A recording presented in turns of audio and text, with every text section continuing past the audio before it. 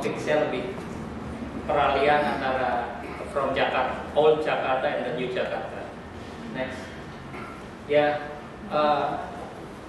setelah or after we finish the election, ya, this terminology, this term is start become popular, the new Jakarta. Ya, but sebenarnya what the meaning of the Jakarta baru? Jadi sebelum kita bicara Jakarta baru, mesti kita bicara tentang Jakarta lama, old Jakarta. Ya.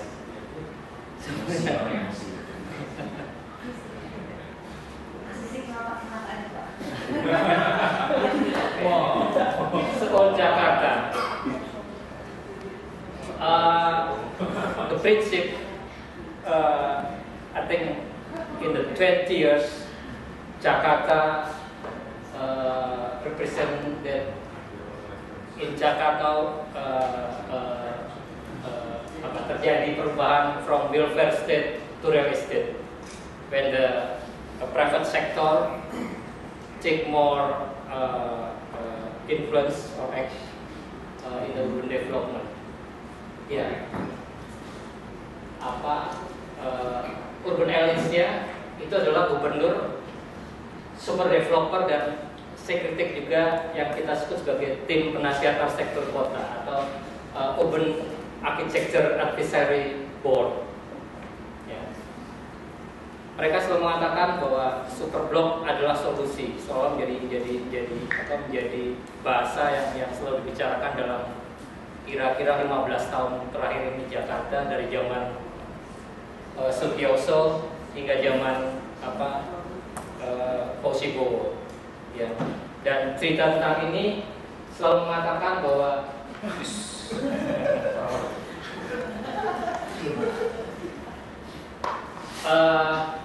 super block is solution. Ya. Karena Jakarta acak, jadi yang paling utama kemudian pertama kali diperbaiki adalah semacam restructuring urban fabrics, tetapi melewati apa yang mereka sebut sebagai super block. Jadi konsepnya adalah working, living, and supporting services in the same area. Ya, jadi ini konsep ini yang kemudian sepertinya diterima oleh satu adalah oleh developer merasa senang dengan ini, kemudian dia ada semacam jalan untuk membuka big project. Hal lain adalah arsitek sangat senang dengan ada project ini gitu, karena melewati project inilah mereka merasa bahwa public can enjoy with the good design.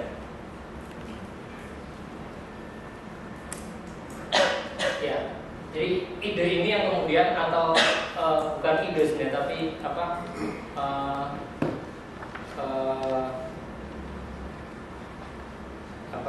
pilihan politik ini yang kemudian menjadi kita rasakan dalam 15 tahun ini di Jakarta.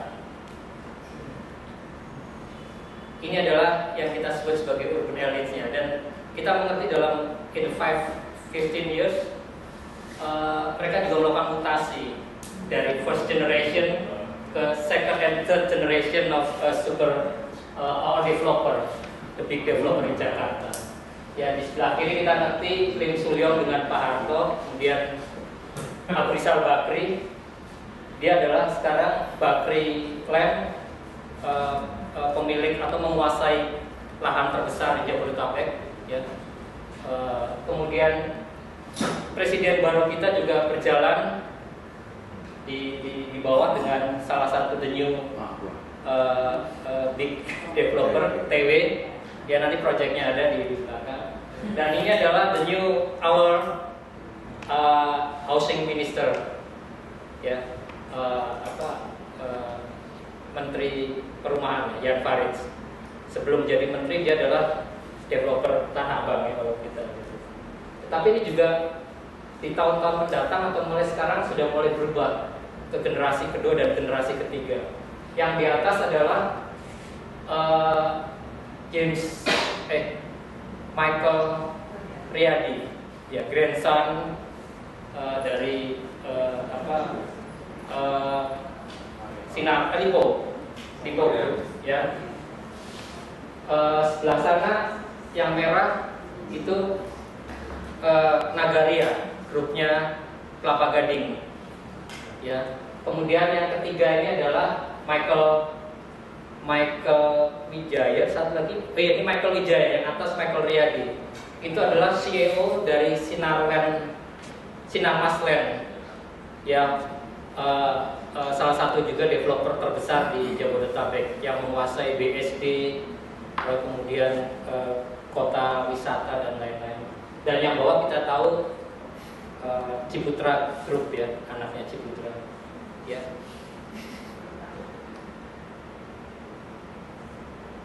Nah, apa yang jadi produk in the 15 years, ya, seolah-olah ada semacam dream bahwa Jakarta as a global city, as a part of global city, dan proyeknya selalu representasikan proyek-proyek skala besar. Klik lagi.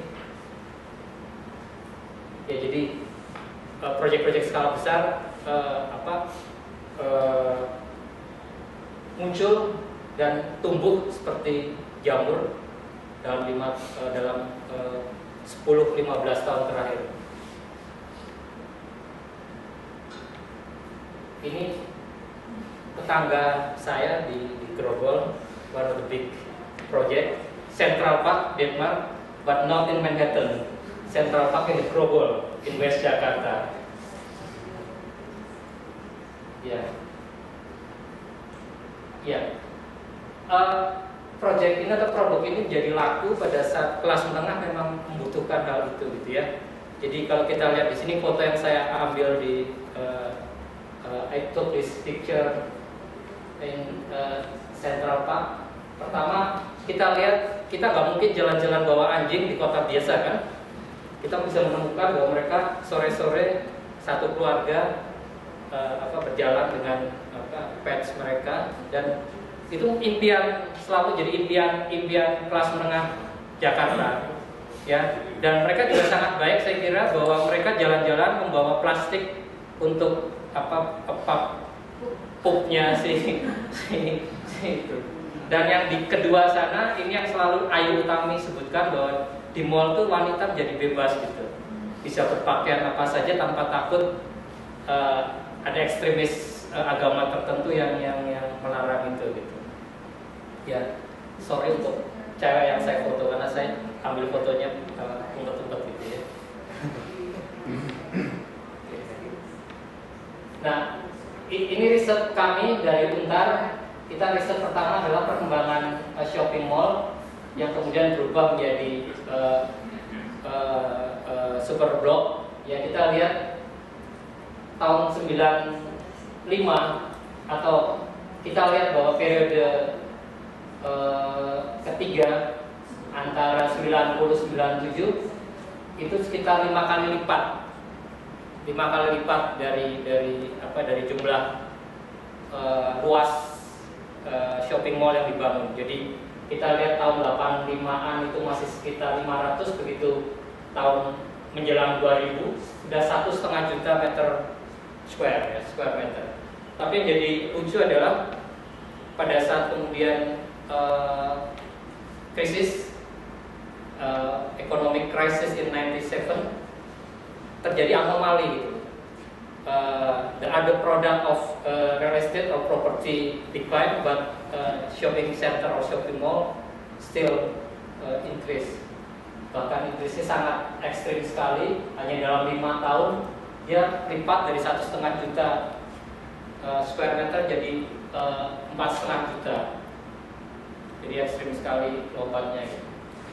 Dan periode ini kemudian di 2005-2010 juga terus berlangsung dengan yang kami sebut sebagai clustering. Klik. Nah. Jadi setelah perkembangan mulai tahun 2000-an atau 2005 khususnya, mulai muncul yang disebut sebagai pengelompokan clustering of shopping mall. Di Jakarta kita ada semacam ada 8 klik.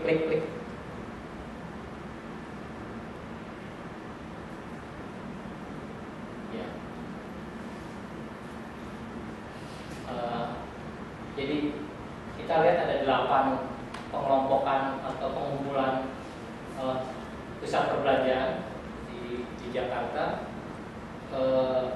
Dan kita mengerti kalau lihat sebelah kanan kita dari skala dari luasan pusat perbelanjaannya, dari pertama 20.000 meter persegi biasanya adalah neighborhood shopping center, terus jam sampai 120, bahkan kalau kita nanti klik lagi ada proyek yang sampai 45 hektar atau 450.000 meter persegi.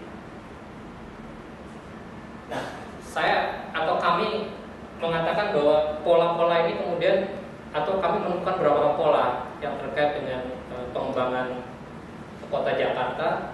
Pertama adalah adanya perubahan dari land right to property development right. Jadi artinya sekarang developer tidak terlalu mementingkan punya tanah atau enggak gitu. Yang penting adalah punya hak untuk membangun enggak. Case yang paling sering diungkapkan adalah proyek di Taman Ria Senayan, ya. Jadi di area yang sangat kita mengerti adalah bagian dari apa ya namanya ya, MPR itu apa? Parlemen, ya, National Parliament area. Di plan to build a shopping mall inside the area. Ya. Konfliknya itu tidak dengan kita sendiri, antar mereka pun juga konflik. Misalnya bahwa gubernurnya pada saat itu Hosibowo mengatakan dia nggak tahu gitu kan, tapi kemudian kepala dinasnya tata ruang yang sekarang jadi asbangnya Jokowi, Wiryatmoko, mengatakan tidak salah membangun mall di kawasan Senayan gitu, karena RT RW-nya atau master plan-nya boleh gitu. Ini menjadi pertanyaan, prosesnya kenapa dulu bangun atau rencana itu diizinkan gitu, misalnya gitu ya. Kemudian sekretaris negara juga yang menguasai Senayan juga mengatakan sudah tanda tangan, jadi tidak bisa dicabut gitu. Jadi problem-problem ini yang membuat kita semua kan jadi bingung gitu, sebenarnya apa gitu yang terjadi di Jakarta gitu. Ya. Sebelumnya ternyata kalau kita lihat tidak hanya satu shopping mall yang direncanakan, tapi kalau di Senayan itu banyak ternyata. Ya, salah satunya adalah Archipelago Arena. Prinsipnya sebenarnya sangat simple. Everything can mix with mall, with shopping center. This is a former of sport hall, basketball I think, ya, or badminton hall. I forget it, but everything we can mix with the shopping activities. Jadi klik